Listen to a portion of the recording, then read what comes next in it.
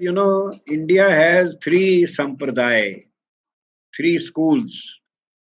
India always had three schools of thought.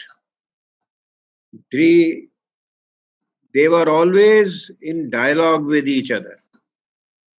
Three schools of thought. Uh, their relationship was collaborative confrontational, collaboratively confrontational.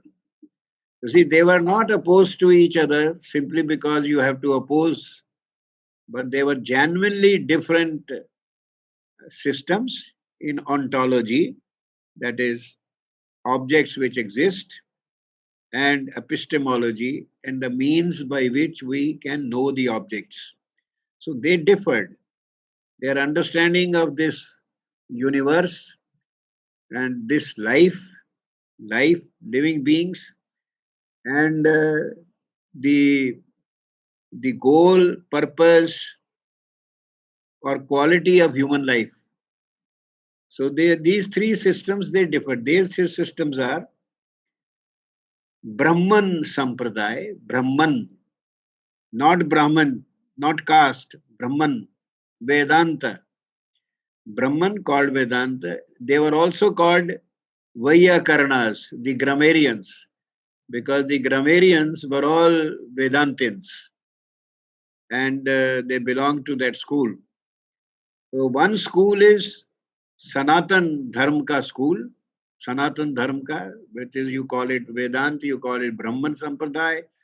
Brahman, because Brahman is the core concept of Sanatan, the Sanatan knowledge or Sanatan Dharma, the Vedic, the entire Vedic knowledge system, which is called Shrauta from Shravana, because Vedas are not meant to be read, they are meant to be heard.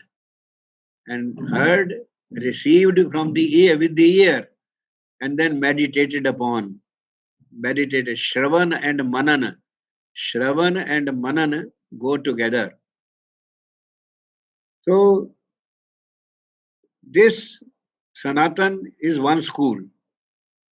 The second school is Jaina, and third is Buddhist, or second is Buddhist, and third is Jaina. We are not mentioning them chronologically, it is a horizontal statement. They are all at the same level. काल क्रम जो है, the sequence of time, well, there are series, but some people say that perhaps the Jaina system, the Jain system was the most ancient. And then you can say the Sanatan and then Bodh. Ji, in any case, you've mentioned multiple times that you're not too fond of chronology of India. Yes. I mean, काल क्रम हमारे यहाँ ज्यादा important नहीं होता, विचारों का क्रम इम्पोर्टेंट है. The sequence of ideas, chronology of ideas is important. So there were three sampradaya: Sanatan, Bauddha, or Jaina. These are the three sampradaya. And when I say that you no question you can ask that you cannot answer yourself, find an answer, then I was going to mention two books which are secondary books, and then I said that it doesn't mean that one doesn't read primary books. And in primary I mentioned three Pitaka of Bodhas, very large body of literature. Jain also Jain canon is very rich canon, and of course Vedic canon is also extremely rich canon.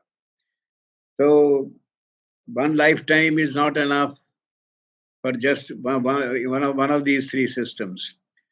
So you have to become a wine taster or a tea taster.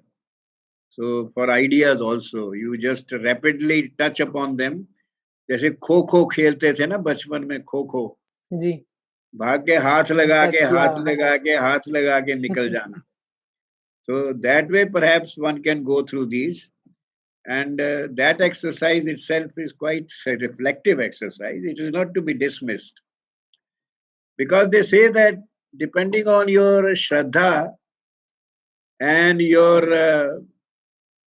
uh, your intellect, intellect, uh, and there is Shraddha and your intellect and your application, your reverence, your intellect and your application.